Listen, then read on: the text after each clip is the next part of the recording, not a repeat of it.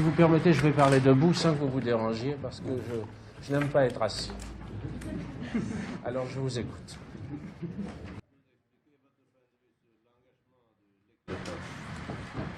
Monsieur, je dois faire une conférence à Uppsala sur ce sujet exact. Est-il utile que je la résume?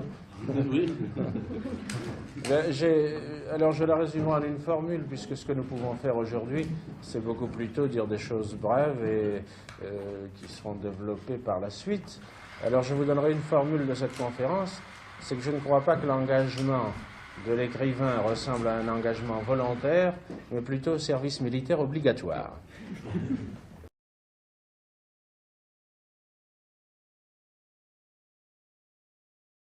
Vous savez, c'est une question à laquelle il est difficile de répondre, parce que j'ai toujours pensé que tous les personnages d'un écrivain représentaient une de ses tentations. Pour moi, un écrivain, c'est une vitalité. Quand je dis écrivain, c'est parce que je suis écrivain. Je devrais dire un artiste, c'est une vitalité. L'écrivain, par conséquent, en est une. Une vitalité, c'est évidemment une force de vie multiforme qui peut prendre plusieurs pentes, qui est tentée par tout. Eh bien, je ne peux pas vous dire lequel de mes personnages peut être considéré comme un de mes porte-paroles. J'ai l'impression que je les suis tous, même ceux qui peuvent paraître moins sympathiques que les autres.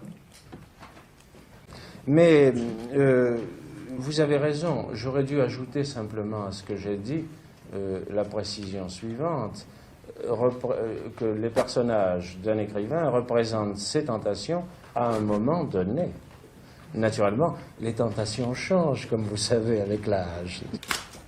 Ceci dit, il y a peut-être des personnages pour qui j'ai plus d'affection de cœur, si vous voulez.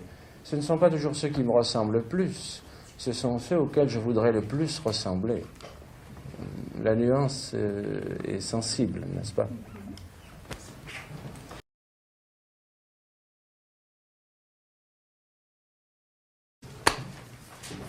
Ces mots n'ont pas grand sens pour moi parce que je ne pense pas qu'on puisse me demander d'être un optimiste au sens où on l'était, par exemple, lorsque Ernest Renan écrivait L'avenir de la science, c'est-à-dire, je crois, en 1848.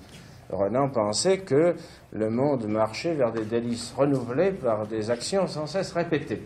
Eh bien, je crois que pas un d'entre vous, mesdames ni messieurs, n'est optimiste aujourd'hui dans cette salle, sur ce plan-là.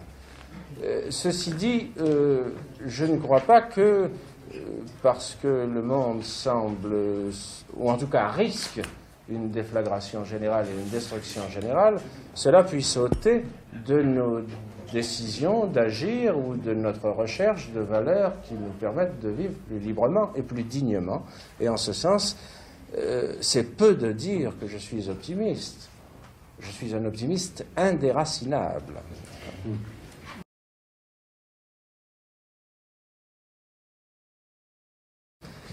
Oui, j'ai trouvé contradictoire que une organisation basée sur la liberté de l'esprit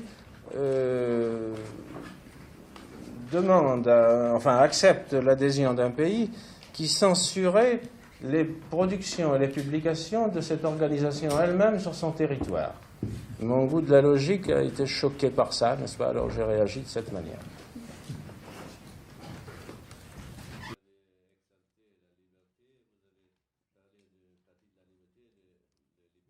Eh bien, c'est la position d'un solitaire, n'est-ce pas? Je n'appartiens à aucun parti, sauf exception.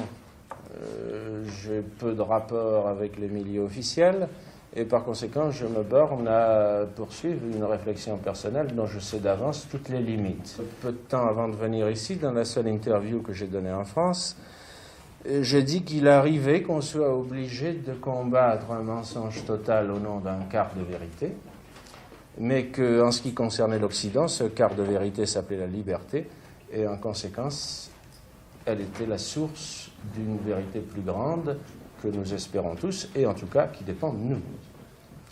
Je ne sais pas comment on peut définir politiquement cette position, mais je la définirai dans ces termes, n'est-ce pas?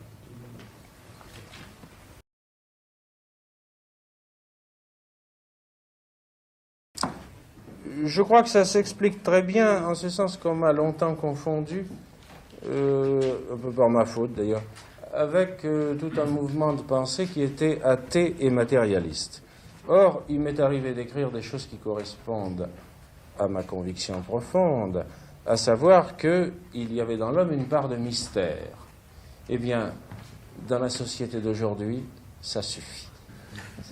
Je crains malheureusement que dans certains milieux, en Europe en particulier, l'aveu d'une ignorance ou l'aveu d'une limite à la connaissance de l'homme, le respect du sacré, n'est-ce pas, paraissent comme des faiblesses. Si ce sont des faiblesses, je les assume avec force, n'est-ce pas. On a longtemps pensé que j'étais aussi... Par exemple, les philosophes communistes disent que je suis un philosophe réactionnaire.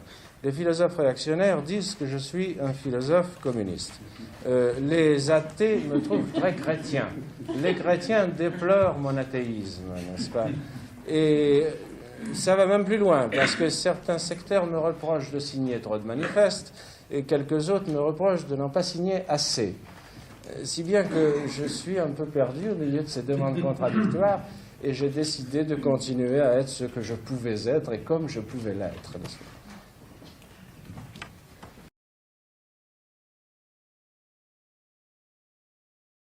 Si nous arrivions, n'est-ce pas, à faire les États-Unis d'Europe, vous auriez devant vous un homme heureux. Mais quant aux États-Unis du monde, je trouve que c'est une limite que nous pouvons nous fixer dans l'avenir et dans l'idéal. À franchement parler, cette limite me paraît utopique à l'heure actuelle. Je ne vois pas comment nous arriverions à concilier les points de vue de M. Khrouchtchev et de M. Eisenhower. Pour le moment, n'est-ce pas? Ça va s'arranger sûrement. Mais...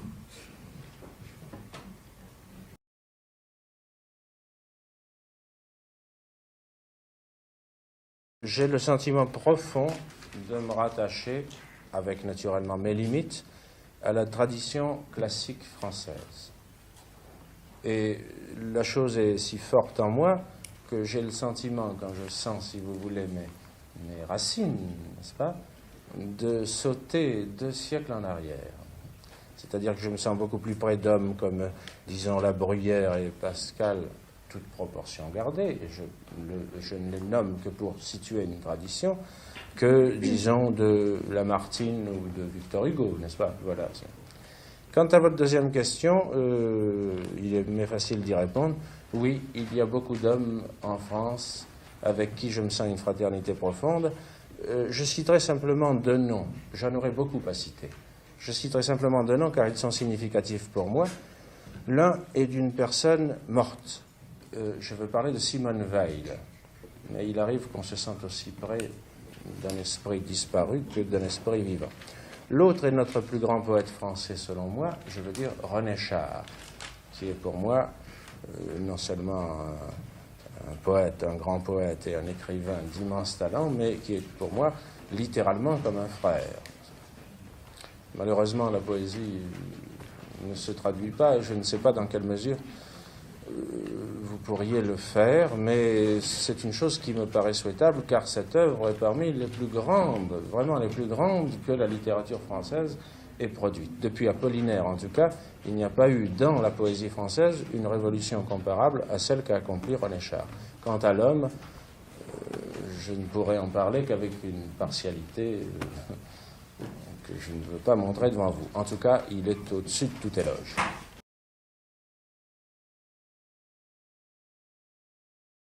Il n'y a pas d'intérêt à ce qu'une littérature s'uniformise. Malraux a traité des grands thèmes et qui ont été des thèmes vivants pour toute notre génération, et toujours vivants, avec son lyrisme intérieur et son goût d'une aventure spirituelle extrêmement élevée, extrêmement pathétique. Et personnellement, j'avoue que, bien que ça ne corresponde pas à ma nature, ce qui est évident, je n'ai qu'admiration et affection pour une œuvre comme celle-là. Et ceci dit, je me permets de vous le rappeler, bien que ça n'ait rien à voir avec l'œuvre elle-même, l'homme, en tant qu'homme, je veux dire, a tout de même quelque chose d'assez admirable, n'est-ce pas? Il ne s'est pas borné à prêcher certaines valeurs, il a payé pour elles. Dans l'univers des livres, cette attitude mérite le coup de chapeau, n'est-ce pas? En tout cas, c'est le coup de chapeau que je suis heureux de lui donner publiquement devant vous.